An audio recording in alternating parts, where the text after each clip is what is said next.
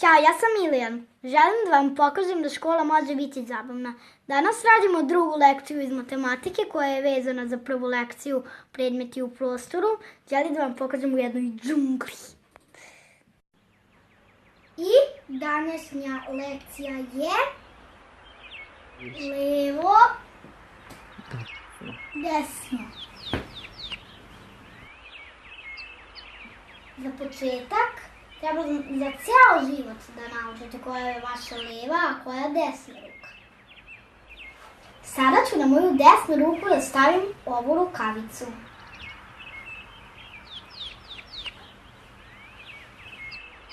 Molim je da me sabuša sa moje desne strane. O, ne tog! Ovaj već može.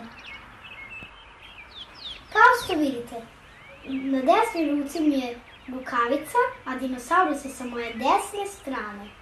Ali pogledajte sad ovo. Dinosaurus je sada sa moje leve strane, a moja desna strana je ova.